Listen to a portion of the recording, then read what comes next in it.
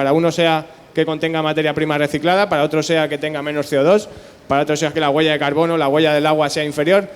Con lo cual yo creo que también hay hay demasiada información y de cara a la sociedad es complicado que la sociedad o que el consumidor final lo entienda, ¿no?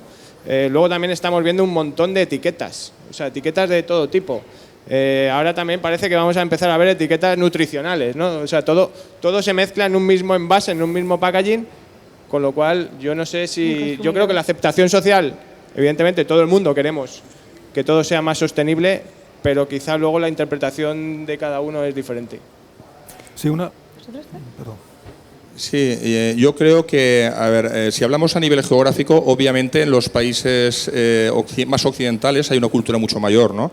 En Europa, pues no tiene nada que ver la aceptación de productos más sostenibles, el concepto que hay o la apreciación en países nórdicos, ¿no? Como Suecia, Noruega, Alemania, como en España. Y luego la presión efectivamente regulatoria yo creo que es importantísimo y es el camino. O sea, todos recordamos, por ejemplo, con las sanciones de tráfico, ¿no? Cuando realmente ponen sanciones importantes es cuando todos, oye, controlamos mejor el pie del acelerador, ¿no? Entonces esto yo creo que es importante. Y a nivel sectorial, desde luego, desde mi punto de vista, con más experiencia en el sector industrial, yo diría que, bueno, que el perfil el perfil de industria también tiene que ver, quiero decir, normalmente las industrias que tienen que cuidar más una imagen, las que cotizan en bolsa, multinacionales, tienden a preocuparse más, ¿no? Por la sostenibilidad o porque sus productos sean más sostenibles. De hecho, hay empresas, nosotros trabajamos en el sector de automoción y hay plantas directamente que no te permiten el uso de determinados productos, ¿no?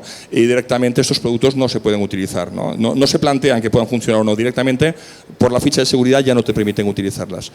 Y creo que a nivel de público, de cliente final, el sector alimentario desde luego debe ser el más pionero. Todos nos preocupamos mucho porque sean productos bio, porque sean productos naturales, etcétera, etcétera. Es decir, todo lo que tiene que ver con el sector de la salud creo que es lo más importante porque es algo que realmente nos preocupa más que el medio ambiente, ¿no?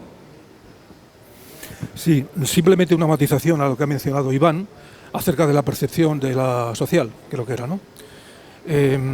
Si es verdad que todos queremos, si nos preguntan un envase, que queremos envases sostenibles o bios, decimos que sí. Pero hay una cosa que no se ha hablado aquí, no sé si porque se da por hecho, pero desde luego cuando se dice el precio, la gente empieza a cambiar de opiniones. Entonces, si se quieren introducir compuestos, productos que tengan una componente notable de biosostenibilidad, el factor precio es absolutamente importante.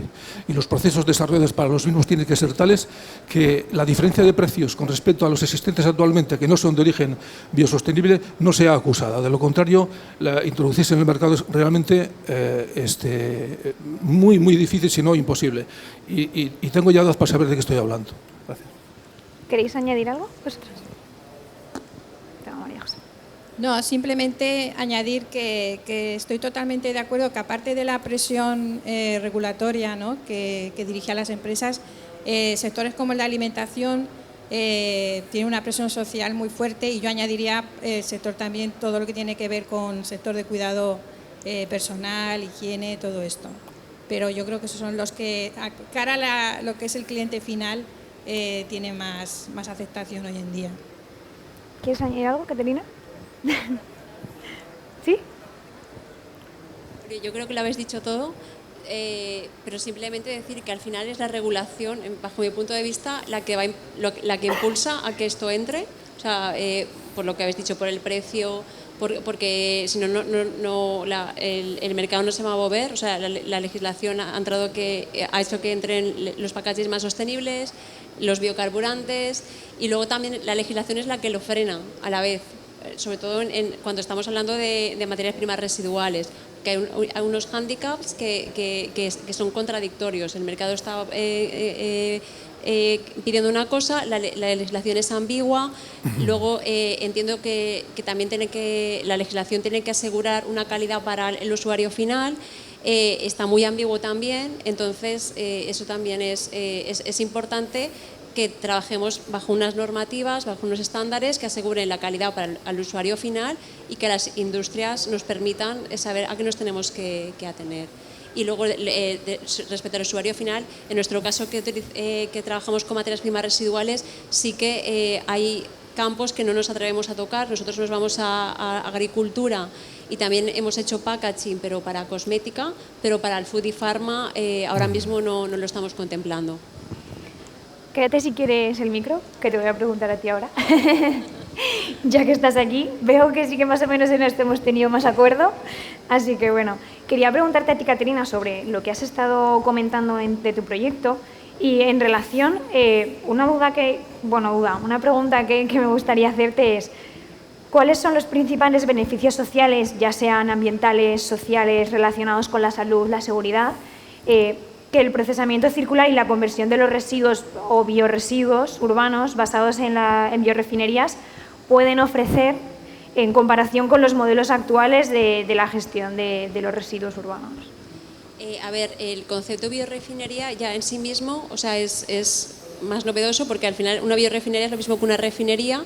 Lo que pasa es que lo que hacemos es transformar con productos biobasados más sostenibles lo que se obtiene de los productos fósiles. En cuanto a la gestión de residuos, lo que hacemos es aplicar puramente una economía circular.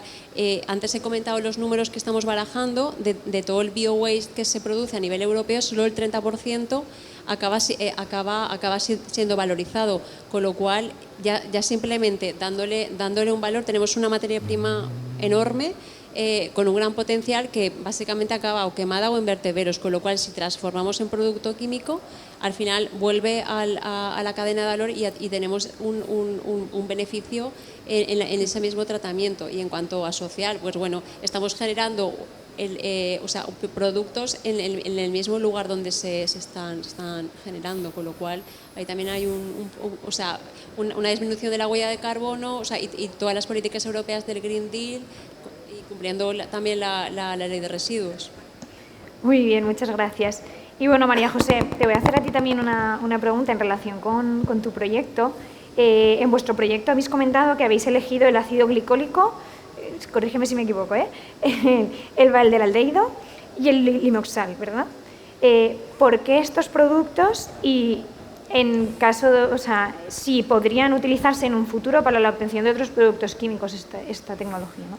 Sí, pues la respuesta es sencilla. Como he comentado antes, en el consorcio de Saint-Cocain hay 3 grandes industrias químicas y fueron ellos realmente los que decidieron apostar por estos 3 compuestos que son de amplia utilización en muchas aplicaciones, como he comentado en la presentación. Y la respuesta es sí, se podrían aplicar a otro tipo de reacciones de formilación. A partir de otros sustratos, pues introducir grupos carbonilo mediante este reactor sí que es posible. Pero nos hemos centrado en esos 3 productos, en esas 3 empresas que he comentado antes. Entonces, bueno. Muy bien. Muchas gracias. ¿Se me oye? Ahora sí. Muchas gracias, María José. José Ramón, te voy a lanzar a ti una pregunta sobre tu proyecto. Cuando se trabaja con bioproductos, o bueno, en general en realidad con cualquier producto en los que se separa uno de la manera tradicional de hacer las cosas o de lo que se consigue por hacer las cosas, siempre surge esa duda, ¿no?, de si se tendrán o no las mismas características, las mismas funcionalidades, y un poco en la línea de la pregunta anterior sobre la aceptación, ¿cómo estáis abordando esta cuestión vosotros en Biochemic? Bueno, pues eso lo hemos aprendido a bofetadas. A pesar de que cuando iniciamos la andadura en Biochemic, los que trabajamos en el mismo teníamos ya una larga experiencia de trabajar con y en empresas, en aquel momento estábamos en el Centro de Investigación de Tecnalia, pues realmente nos hemos dado cuenta, y por eso está puesto en la primera transparencia, creo que estaba puesto el tema de la visión de la compañía, que era absolutamente fundamental trabajar con actores clave del mercado desde el principio. Voy a poner un ejemplo. Nuestra acetoína es bioacetoína, es natural. Consiste en el isómero R, ópticamente activo, puro, y en consecuencia, que es el causante del aroma.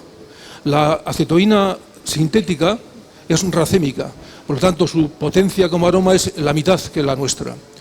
La El mercado pide un 96% de pureza. Bien, nosotros obtuvimos con facilidad un 96% de pureza, un 97% de pureza, y enviamos muestras a posibles usuarios. Y nos dijeron que no valía absolutamente para nada. Nosotros tenemos cromatógrafos, ellos también, pero ellos tienen una cosa que le llamamos entrañablemente los narizotas. Huelen y son capaces de detectar partes por billón de algunos aromas que nosotros, los seres normales, somos incapaces y por lo tanto no les vale. Bien, entonces, desde entonces, trabajando ya con ellos, trabajando con tres firmas concretamente de este sector, pues hemos sido capaces de ir mejorando no solo la pureza, sobre todo eliminando las impurezas. El diablo está en los pequeños detalles. En el caso, por ejemplo, del butadieno, el butadieno es uno de esos compuestos que se llama dropping. Bien, ya existe la cadena de valor, si lo obtenemos no hay ningún problema. ¿Cuál es el posible problema? Tenemos que ser capaces de obtener butadieno no puro, 99%, sino 99%, pero con un contenido de ciertas impurezas exoxigenadas por debajo de ciertas especificaciones que nos marca las compañías que utilizan el butadieno. Entonces, la única manera de solventar estos temas, efectivamente, es trabajar desde el principio, no esperar a tener un proceso ya totalmente desarrollado con un rendimiento del 100%. No. Cuando uno tiene un 40% de rendimiento, pero ha conseguido el compuesto, enviarlo, ponerse en contacto con los actores clave para que lo evalúen. Se recibirá información que permitirá mejorar muy rápidamente el proceso y adaptarnos al mercado. Nada más. Muchas gracias, José Ramón. Mira, Carlos, ya que estás ahí, Gracias. te voy a preguntar a ti sobre tu proyecto. ¿Cómo surgió la idea de crear un producto químico de base natural para el tratamiento del agua y cuál ha sido el recorrido de WeWatt desde que surgió la idea hasta la puesta en mercado de ese producto? Bueno, pues la idea surgió precisamente porque veíamos que existían otros productos de base natural que se estaban utilizando para tratamiento de aguas. Algunos eran poco eficientes, como los almidones que se utilizan como floculantes, otros eran directamente, digamos, poco competitivos, como semillas, como la moringa oleifera, y pensamos que podía ser interesante primero hacer un estudio de lo que se estaba utilizando principalmente también en países emergentes, en países donde no tienen la posibilidad de, o no tienen plantas de producción de síntesis de los productos que habitualmente utilizamos en Europa. Y entonces hicimos, pues bueno, pues a partir de ahí intentamos, oye, pues vamos a ver si hacemos un producto que sea más sostenible, que tenga un mercado interesante por ser un producto más seguro y más sostenible, como comentaba, pero que fuera más eficiente. Entonces, a partir de ahí, pues bueno, la idea surgió un poco pues hace unos 12 años.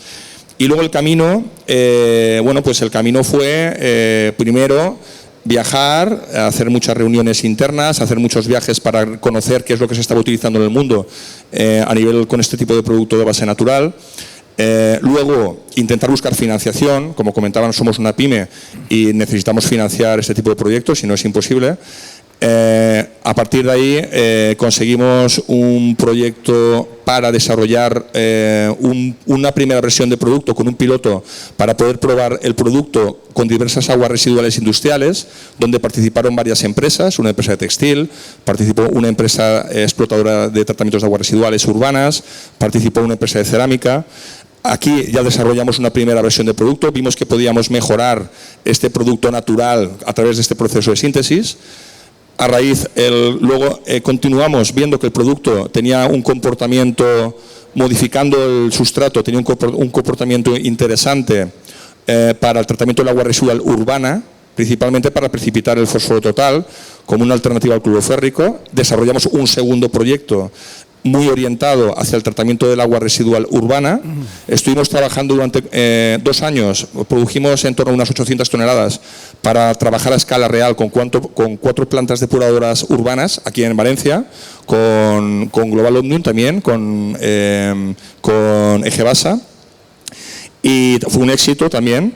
Y luego, a raíz, digamos, de este último proyecto, desarrollamos este último proyecto donde comentaba que estamos trabajando para el tratamiento de agua potable. En definitiva, lo que hemos hecho ha sido, bajo una idea, trabajar durante mucho tiempo, pero focalizados en esa idea y buscar de una forma transversal cómo esta molécula podíamos encontrar aplicaciones nuevas, ¿vale? Al principio, cuando empezamos los proyectos de I+D, no trabajamos así. Las pymes tendemos a hacer muchos proyectos de I+D cortos, donde a lo mejor no encajan bien con la estrategia de la empresa. Nosotros lo que hemos hecho es aprender a trabajar la I+D y focalizarla y centrarnos en una única idea y apostar, digamos, por esto, ¿no? Hasta que ahora el producto ya está en el mercado. Estamos ya en fase de patentar y estamos ya en fase de, pues eso, de que venga una compañía como BASF y nos diga, oye, ¿cuánto? No, pero bueno, o lo que sea. Bueno, pues eso. Muchas gracias. Ya que estás aquí, Iván, y ya que, bueno, nos vamos a meter un poco en... me gustaría hablar un poco de ese material que se ha estado comentando por aquí, ha salido así un poco el tema, pero me gustaría entrar en materia. Un material que está acaparando muchos titulares últimamente, como es el plástico, que todos tenemos hoy en día en conocimiento y en boca, ¿no? Se habla mucho de la competencia entre el reciclado mecánico y el reciclado químico, de hecho también se ha comentado aquí, y aunque ya hemos escuchado decir eso de que no son competencias, sino que van a ser complementarios, y bueno, eso parece que está empezando ya a darse por sentado, ¿qué beneficios reporta ese reciclado químico?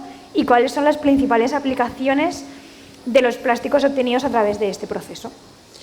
Sí, como te decía, yo creo que ese debate de reciclado mecánico contra reciclado químico creo que hay que superarlo, o si no está superado ya.